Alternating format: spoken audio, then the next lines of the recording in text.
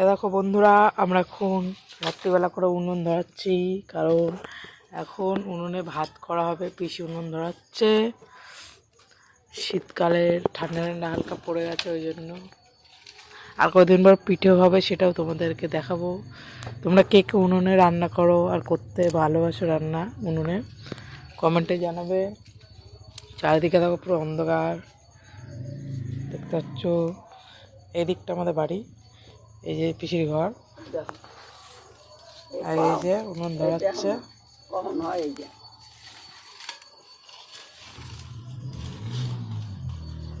আমাদের উনুন ধরে গেছে, দেখতে পাচ্ছ। এবার হাঁড়ি বসিয়ে দিয়েছে পিসি, এরপরে জল দেবে, চাল দেবে, রান্না হবে। তোমরা তো জানো কেমন করে ভাত করে, জাস্ট ইয়ার্কি আনলাম তোমাদের সাথে। দেখো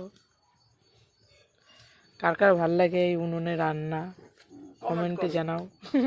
চাল ধুয়ে রেখে দিয়েছি, এখন দিয়ে দিচ্ছে। ওই যে পাশের বাড়ি একটু লাইট জ্বালিয়েছে। এখন বাড়ির লাইট নেই? না, আমাদের বাড়ি আর লাইট নাই, এই যে আছে দেখায়।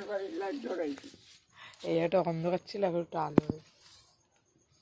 দেখো কত সুন্দর লাগছে।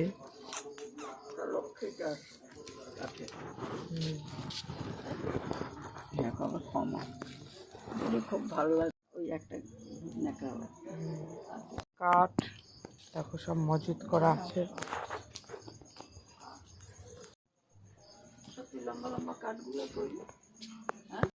বাল পাতা দিয়ে এখন ধরাবে। দেখো কয়টা বাল পাতা পড়ছে, দেখো। দাঁড়াও,